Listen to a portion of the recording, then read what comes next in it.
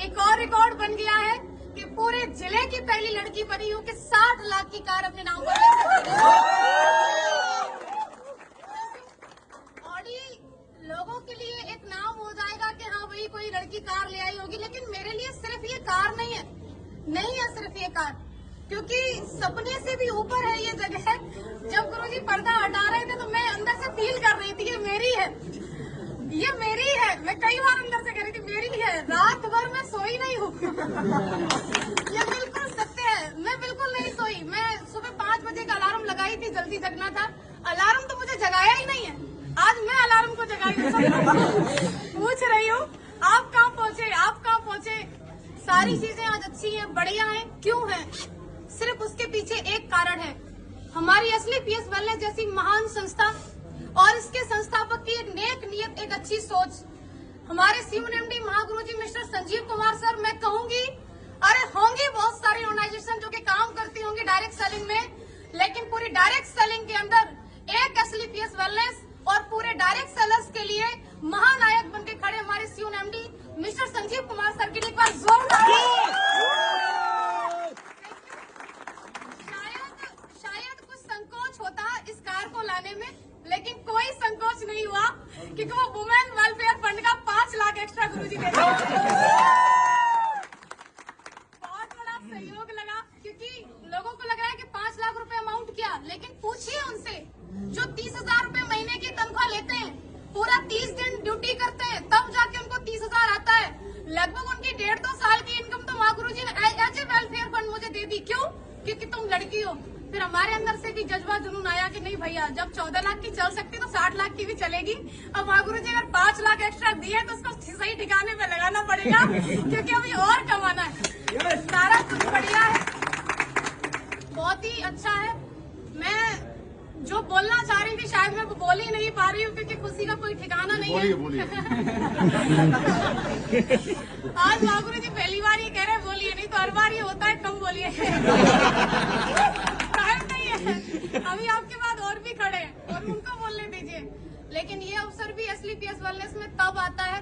माँ गुरुजी एक बात बोलते हैं, मैं माँ गुरुजी की बात को रिपीट कर रही हूँ यहाँ पर, कि हम सभी किस्मत वाले तो हैं क्योंकि हम सबको सेम प्लेटफॉर्म मिल गया है, लेकिन हर वो व्यक्ति सफल नहीं होगा जो ज्वाइन कर लिया है। क्यों? कि किस्मत वाले सभी हैं लेकिन सेम मेहनत नहीं करते। किस्मत से प्लेटफॉर्म मिल गया है, अगर हम मेहनत करते रहेंगे तो हम यहाँ तक जरूर आएंगे। किस्मत वाले हम बन चुके हैं, अब बारी है मेहनत वाले बनने के लिए। तो क्या आप लोग तैयार हैं? अगर आप तैयार हैं तो मैं आपसे कहना चाहती हूँ कि यदि आपने असली पीएस जैसी महान संस्था को ज्वाइन कर ही लिया है, और स्पेशली मैं गर्ल्स से ये बात कहना चाहती हूँ कि यदि आप AWPL के अंदर ज्वाइन हो ही चुके हैं तो 3 से 4 साल तक आप मन लगा करके, एकाग्र होकर के, पापा कहें, मम्मी कहें, रिश्तेदार कहें, गाँव वाले कहें, कोई फर्क नहीं, हमें वो करना है जो हमें दिखाई दे रहा है। क्यों? क्योंकि वो लोग अपनी जगह पे सही हैं।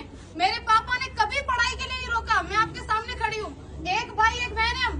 जिस स्कूल में मेरे भाई को पढ़ाया, आज मैं पहली बार ये बात बोल रही हूँ, जिस स्कूल में मेरे भाई पढ़े हैं, हम 2 प्राइवेट स्कूल में पढ़े हैं, बल्कि पिताजी किसान है। पिताजी गुंजाइश नहीं थी कि हमें बस से भेजे, लेकिन एक साथ पढ़ाया। हमेशा मेरे पिताजी एक बात बोला करते थे बचपन में कि तुम दोनों मेरे लिए बराबर हो। मेरे लिए ज्योति सौरभ दोनों बराबर हैं। आप मुझे बताइए, बेटी हर कोई नहीं चाहता, उसका कारण भी बेटियां बनती है ना, कि वो शादी के बाद बोलती है अब तो मैं यहाँ आ गई हूँ, अब तो मेरा यही परिवार है, अब तो जो मैं कमाऊंगी वहाँ देंगी। कौन बाप चाहेगा मेरे घर में बेटी पैदा हो? क्योंकि एक तो इसको पढ़ा लिखा के बड़ा करो, कमाने लायक बनाओ, और उसके बाद तो ये तो चली और ये वहाँ जाके कमा के देगी, कौन चाहेगा? लेकिन मुझे ऐसा लगता है कि हर उस बेटी को चाहेगा, हर एक बाप जो उसी के यहाँ पर कमाने लायक बने और उसको कमा करके भी दे और उसको ला करके खड़ा करे ऑडी के शोरूम में, पापा ये गाड़ी तो आप ही की है। और ये हम सब बन सकते हैं, कोई एक नहीं, सिर्फ एक ज्योति यादव नहीं, नेवर, हर कोई बन सकता है।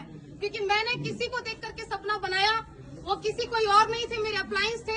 आपका भी किसी न किसी को देख करके सपना बन रहा हो, तो जब सपना बन ही रहा है उसे साकार करने के लिए हमारे पास एक ग्रेट प्लेटफॉर्म है ही है, ग्रेट मेंटरशिप है ही है। उसके बाद मैं उन लोगों से कहना चाह रही हूँ कि जो लोग आज असली पीएस में ज्वाइन है और कहीं न कहीं है, सुन तो रहे होंगे आप, ये बात तो क्लियर है, और जो अभी मन बना रहे हैं आप लोग देखते बहुत हो, ये आपकी बहुत कमी है कि आप सिर्फ देखते ही रहते हो। अगर आप देख रहे हो तो मैं कहूँगी डिसीजन लीजिए, और अगर डिसीजन ले लिया है तो 3 से 4 साल तक मन लगा करके आप काम कीजिए। अगर आप 3 से 4 साल तक मन लगा के काम करती हैं, स्पेशली फॉर गर्ल्स, आपने ज्वाइन कर लिया है WPL को और आप 3 से 4 साल तक काम कर सकती हैं, तो आप भी शादी से पहले ऑडी लेके आ सकती हैं। Thank you. अगर हमें चाहिए तो हमें काम करना होगा, हमें यहाँ पर मन लगा के लगे रहना होगा। और आज मुझे अवसर मिला है मेरे अप्लायंस को भी सुनने का। मैंने बहुत बोल लिया तो शायद मैं सब कुछ नहीं कहने वाली थी, और मैं रियली थैंक्स करना चाहूंगी अगेन सभी मेंटर्स का, SLPS वेलनेस का, रिजल्ट ओरिएंटेड प्रोडक्ट का, क्योंकि अगर प्रोडक्ट इतने अच्छे नहीं होते तो मैं किसी को एक बार दे सकती थी लेकिन दोबारा कभी डिमांड नहीं होती। लेकिन प्रोडक्ट इतने यूनिक, मैं दी एक को लेकिन 10 से डिमांड आई, रिजल्ट की वजह से आई। और सबसे बड़ा धन्यवाद आप सभी लोगों का, क्योंकि आम दिन को आप सभी ने खास बना दिया अपनी मौजूदगी दर्ज करवा करके। क्योंकि लखनऊ के अंदर लास्ट में एक बात छूट रही थी गुरुजी, कह दूं क्या? मुसीबतें रियली में बहुत आती हैं। जो लोग मुसीबतों का पल्लू पकड़ के बैठे रहते हैं वो घर ही रहते हैं। जो लोग औरतों के लिए एक बात बोलते हैं कि अगर ऐसे ही हो तो चूड़ियां पहन के बैठ जाओ, उनके लिए मैं ये बात कहना चाहती हूँ, चूड़ियां सिर्फ औरतों के हाथ में नहीं होती। कई सारे मर्द जिनके हाथ में दिखते नहीं है लेकिन होती है। चूड़ियां किस बात की? चूड़ियां उनके परिवार के बंधन की बताते हैं, चूड़ियां उनके नाम की बताते हैं। अरे मेरी रेपुटेशन का काम नहीं, चूड़ियां उनकी नौकरी की बताते हैं। ये सब चूड़ियां हैं और क्या है? आपको एक 50,000 की इनकम से कोई व्यक्ति 100 करोड़ का बिजनेस प्लान दे रहा है और आप कह रहे हो नहीं हमारे पास तो परेशानी है, हमारे पास तो मरने का टाइम नहीं है। हर जगह मुसीबत है। ये गाड़ी आपको क्या लग रहा है ऐसे ही आ गई? नहीं, लड़के होके गाड़ी ले आए। कैसे? मेरे साथ ही हुआ। मेरा लोन बिल्कुल क्लियर। बुजुर्ग है बहुत जिन्होंने मेरा लास्ट में आके कैंसिल किया, मैं बता रही हूँ आपको।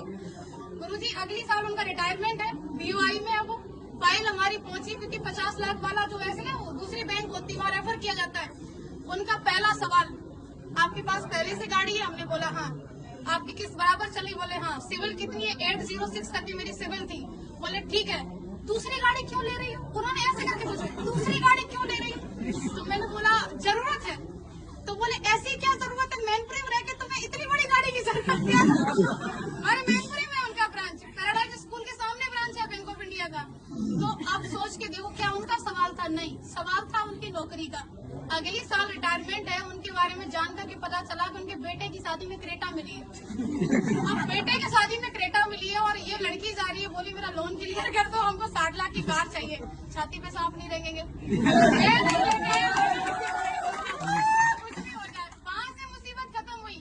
एक बढ़िया व्यक्ति मिले, उन्होंने सिविल की वजह से 1 दिन के अंदर लोन किया। मैं कहूंगी बिल्कुल भी लोन किसी वजह से नहीं हुआ, 1 दिन के अंदर लोन हुआ, सिविल की वजह से हुआ। फिर सबसे बड़ी मुसीबत हमारा मैनपुरी का नंबर, हमने नंबर ले लिया मैनपुरी का और हमारी गाड़ी आ रही है वहाँ से दिल्ली से, मोती नगर से माँ गुरुजी, सारा कुछ फाइनल। फिर गाड़ी अटक गई।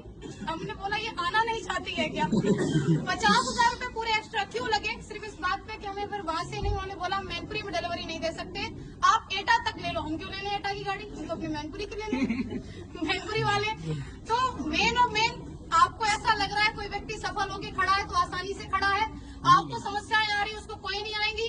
भैया हर चीज में समस्या है, यहाँ तक कि पैसा होते हुए जब आप गाड़ी लेने को खड़े हो, आपकी मर्जी है, गाड़ी की मर्जी कि मैं आ रही हूँ, बीच वाला बोला क्यों ले रहे हो? तो तीसरे को भी दिक्कत हो सकती है। दिक्कतों के ऊपर कभी फोकस नहीं करना है, फोकस हमेशा लक्ष्य के ऊपर। मेरी बात सिर्फ इतनी है कि आज अगर मैं यहाँ खड़ी हूँ तो सिर्फ इसका एक कारण है कि मैंने हमेशा मेरे अप्लायंस की उपलब्धि को देखा कि आज वो किस पायदान पे पहुंच रहे हैं। मैंने नहीं देखा उन लोगों को जो लोग मेरे अपने थे लेकिन वो किसी न किसी ऐसी जगह पर थे जो उतनी बड़ी सोच नहीं रखते थे। मैंने सिर्फ उनको देखा जिनकी सोच बड़ी थी, जिनकी उपलब्धि बड़ी थी, क्योंकि मुझे वहीं तक जाना था जहाँ तक का मुझे वो रास्ता दिखा रहे थे। तो आपको भी हमेशा अपने अप्लायंस के लिए देखना है, क्योंकि मैंने देखा तो आज मैं खड़ी हूँ। और आप लोग आए इसके लिए आपका अगेन बहुत बहुत शुक्रिया। Thank you so much.